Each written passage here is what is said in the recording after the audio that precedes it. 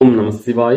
లక్ష్మీ వాస్తుకు స్వాగతం. ఈ వీడియోలో మధ్యద్వార గృహాల గురించి కొంచెం తెలుసుకుందాం. నిజంగానే మధ్యద్వార గృహాలు అద్భుతమైనవా? మధ్యద్వార గృహాలు అనేవి అభివృద్ధికి కేర్ ఆఫ్ అడ్రస్సా? మధ్యద్వార గృహాలు ఉన్నప్పుడే అభివృద్ధి అనేది జరిగిందా? మరి మధ్యద్వార గృహాలు అద్భుతంగా ఉంటే, అద్భుతమైనటువంటి అభివృద్ధిని సాధిస్తే, ఆర్థికంగా, ఆరోగ్యపరంగా, సామాజిక పరంగా ఉన్నత స్థానాన్ని కట్టబెట్టింది మధ్యద్వారాలైతే, మరి తర్వాత ఈశాన్య ద్వారాలకు ఎందుకు మారవలసి వచ్చింది? నిజంగా అభివృద్ధి చెంది ఉంటే మధ్యద్వారాల వలన ఈశాన్య ద్వారాలకు మారవలసిన అవసరం అనేది లేదు కదా. అప్పుడున్నటువంటి మధ్యద్వార గృహాలు వాస్తు ప్రకారం అద్భుతంగా నిర్మించి ఉండి ఉంటే, అవి నిజంగా మంచి ఫలితాలు ఇచ్చేటువంటి గృహాలైతే, మరలా ఆ గృహస్థులు ఎందుకు వాస్తు సిద్ధాంతుల చేత వారి గృహాలను చూపించుకున్నారు? అలా చూపించుకోవడం వల్లనే కదా మధ్యద్వార గృహాలు తొలగిపోయి ఈశాన్య ద్వార గృహాలు రావటం అనేది జరిగింది. అంటే మధ్యద్వార గృహాలు ఉన్నప్పుడు వారు ఇబ్బందులు పడ్డారు, నష్టపోయారు, కుటుంబాలే పతనమైపోవటం అనేది కూడా జరిగింది. చాలా ఇబ్బందులు పడ్డారు కాబట్టే వాళ్ళు వాస్తు నిపుణులను పిలిపించుకోవడం అనేది జరిగింది. ఆ తరువాత వాటిని పరిశీలించి ఆ ద్వారాలను ఈశాన్య ద్వారాలుగా మార్చడం అనేది జరిగింది. ఆ ద్వారాలు మార్చిన తర్వాతే కదా అభివృద్ధి అంతా కూడా జరిగింది. వాస్తవానికి పూర్వకాలంలో ఉన్నటువంటి గృహాలు మధ్యద్వార గృహాలే కదా. మరి ఈ రోజున ఉన్నటువంటి అభివృద్ధి అప్పట్లో ఎందుకు జరగలేదు? ఈ విషయాన్ని ఒక్కసారి ఆలోచించండి. అభివృద్ధి ఇప్పుడు జరిగిందే, పూర్వకాలంలో జరిగిందే? మనిషి ఇప్పుడు అన్ని రకాలైనటువంటి హంగులతోటి, అన్ని రకాలైనటువంటి ఆధునిక సౌకర్యాలతోటి ఇప్పుడు ఉన్నత స్థానంలో ఉన్నాడా? పూర్వకాలంలో ఉన్నత స్థానంలో ఉన్నాడు? ఒక్కసారి ఆలోచించండి. ఇప్పుడున్నటువంటి టెక్నాలజీ కానీ, ఈ వ్యాపార సంస్థలు కానీ, వాణిజ్యాభివృద్ధి కానీ ఉందా? పూర్వకాలంలో అభివృద్ధి చెందిందా? శాస్త్ర సాంకేతిక రంగాల్లో గణనీయమైనటువంటి పురోభివృద్ధి అనేది ఇప్పుడు జరిగిందా? పూర్వకాలంలో జరిగిందా? వాస్తవాన్ని ఒక్కసారి ఆలోచించండి.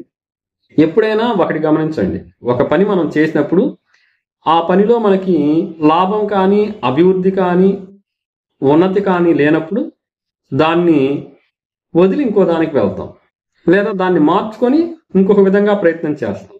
మార్చుకున్న తర్వాత మంచి ఫలితాలు వచ్చాయనుకో, దాన్నే కొనసాగిస్తాం. అంతేకాని మరలా అభివృద్ధి చెందిన దాన్ని వదిలివేసి దేని ద్వారా అయితే నష్టపోయారో, మరలా ఎక్కడైతే ఇబ్బందులు పడ్డారో మరలా ఆ విధానానికి వెళ్ళరు కదా.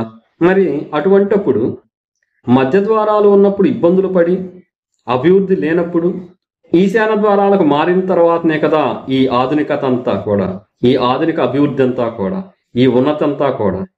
మరి ఇప్పుడు ఇంత ఉన్నత స్థానాలకి డెవలప్ అయ్యి దేశ విదేశాలకు వెళ్ళి అత్యున్నత పదవుల్లో ఉంటూ, అత్యున్నత స్థానంలో ఉంటూ, సమాజం వచ్చేసరికి సామాజికంగా, ఆర్థికంగా అభివృద్ధి చెంది ఇతర దేశాలకి ఒక దిక్చూసిగా మారేటువంటి స్థాయికి ఈ రోజున మన సమాజం, మన భారతదేశం అనేది ఉంది.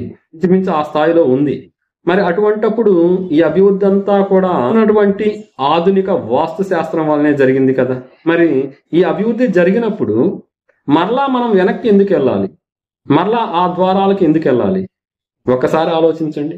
అసలు మధ్యద్వారాలు అనేవి ఉన్న కుటుంబాలు పూర్వకాలంలో ఒకళ్ళారు బాగుపడ్డారు తప్పితే, ఆ ద్వారాలు ఉన్నటువంటి చాలా కుటుంబాలు పతనమైపోయాయి. ఆ గృహాలను వదిలివేసిన తర్వాత, ఆ ఊరిని వదిలివేసిన తర్వాత, లేదా ఆ గృహాన్ని తొలగించిన తర్వాత బాగుపడ్డారు తప్ప ఆ గృహాల్లో బాగుపడిన సందర్భాలు లేవు. క్రమక్రమేణా పతనం కావటం అనేది జరిగింది. ఎక్కడో ఒకటరా ఉన్నటువంటి గృహాలను చూసి అదుగో మధ్యద్వారాలు ఉన్నాయి, అదుగో అద్భుతము, అదుగో అమోఘం అనుకుంటే ఉపయోగం లేదు. ఇప్పుడున్నటువంటి గృహాలు వేరు. అపార్ట్మెంట్లు, విల్లాసు, డూప్లెక్స్లు, ఈ గృహాలన్నీ వేరు కదా. ఇప్పుడున్నటువంటి గృహాలన్నీ కూడా అత్యాధునికమైనటువంటి గృహాలు, అత్యాధునికమైనటువంటి నిర్మాణాలు. వీటికి పాత గృహాలకి పోలికేంటి?